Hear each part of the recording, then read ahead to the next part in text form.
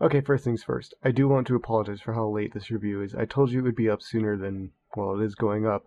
The thing is, I was sick recently and had some really bad family issues that I needed to deal with. So, anyways, on to the review.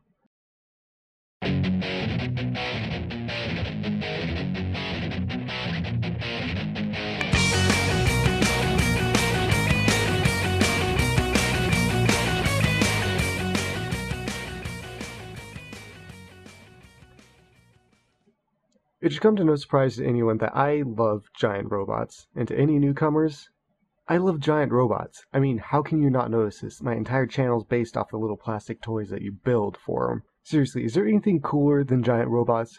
Quick answer, no. Long answer, no, you are wrong and should be punched. So when I heard a show about giant robots that wasn't an anime being released by the then good Cartoon Network, I got really pumped and enjoyed the comedic lines and slapstick humor found in the show as a kid. However, when rewatching it as an adult, I found underneath all that humor, there's a lot more to be found, ranging from Stanley Kubrick's A Clockwork Orange to MTV to even the Smurf. This show goes all over the place to make fun of just about everything. Really, this is the kind of show I expect to find in a time capsule because it bleeds the 90s from every single pore, and not in the trivializing stupidity that the movie Airborne did. It's not some wannabe commercial spread out into a show. No, this is actual, really funny humor going on. The show's framing revolves around a human versus alien war and the one mech that can save them all. The giant robot itself accidentally gets sucked into the past and lands in the hands of our main hero Coop and his complete and total douche of a friend Jamie. Along with Magus goes Kiva, who will be playing our straight man, or should I say straight woman, for the rest of the show, and the Glorft, the main bad guys mentioned earlier as the aliens that the humans are fighting. Aside from trying to get Magus back to the future, the show's other focus is the week-to-week madness and adventures that Coop and company have, ranging disjointedly from galactic WWE matches to getting your robot impounded by the DMV, and the scene following is probably the most cathartic thing that humans have ever created, ever.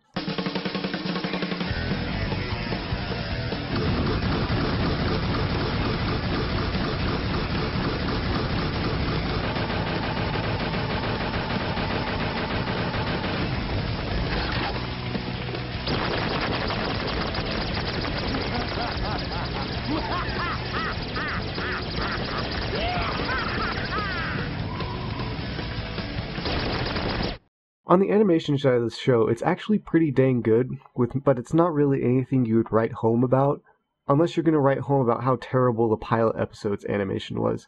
The animation in the first episode ranges from just nice effort to it's actually kind of bad.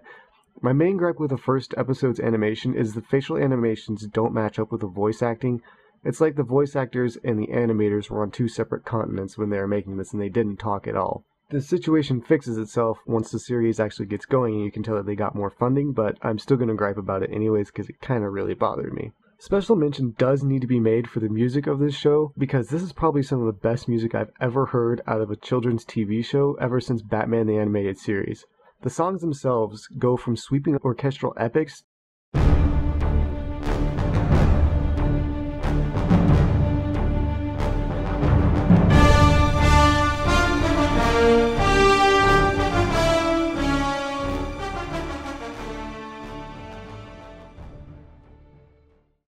to melt your face off metal tracks that I absolutely love.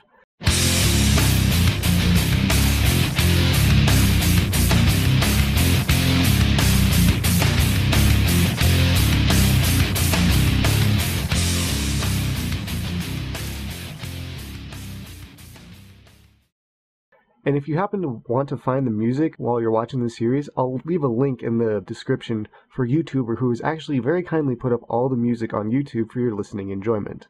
Megas XLR only ran for 2 seasons, but like Firefly, it may have been for the best that the show died early on, because since this show is a parody, if it kept on parodying things, it would eventually turn into a parody of a parody and be really bad. But at least for the last episode, they had the decency to end it with a bittersweet ending that honestly had me feel a little sad that I couldn't go on any more adventures with Coop and company again. Sadly, Megas XLR is not playing in the United States or anywhere else except for Canada right now, you lucky punks. But it can be found on the Xbox Live Arcade and iTunes, and another way, which I'm not endorsing or anything. But no matter how you decide on getting your hands on this show, I suggest that you do it post-haste, because a comedic gem like this deserves to be remembered. Sure, this may not be the smartest show in the world, but it's one heck of a ride that you won't soon forget.